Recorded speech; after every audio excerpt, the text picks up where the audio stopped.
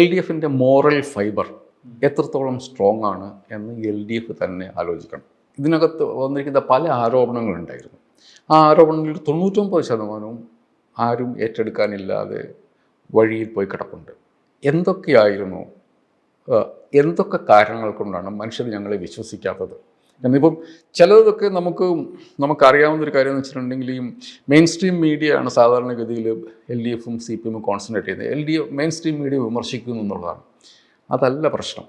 നമ്മുടെ LDF രാഷ്ട്രീയത്തിന്, പുരോഗമന രാഷ്ട്രീയത്തെ, മതേതര രാഷ്ട്രീയത്തെ ഒക്കെ അണ്ടർമൈൻ ചെയ്യുന്ന തരത്തിലുള്ള വലിയ പ്രചരണങ്ങൾ ഈ മൈക്രോ സോഷ്യൽ മീഡിയയിൽ നടക്കുന്നുണ്ട്.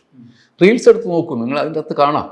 എന്തെങ്കിലും ഒരു കാര്യം പറഞ്ഞു കഴിഞ്ഞിട്ടുണ്ടെങ്കിൽ ഉടനെ അതിന് LDFിനെ മുഴുവൻ വർഗീയ ഒരു കമ്മ്യൂണൽ ഗ്രൂപ്പിംഗ് ആയിട്ടും അഴിമതിക്കാരുടെ ഒരു ഇതായിട്ടും വലിയ തോതിലുള്ള പ്രചരണം നടക്കുന്നുണ്ട്. ഏഷ്യാനെറ്റും മലയാള മനോരമയും മാതൃഭൂമിയും അല്ല LDFിൻ്റെ എതിരാളികൾ മുഴുവൻ ഈ മുഖമില്ലാത്ത ഈ മനുഷ്യരാണ്. പറന്നു നടക്കുന്ന 10,000 റീലുകളാണ്.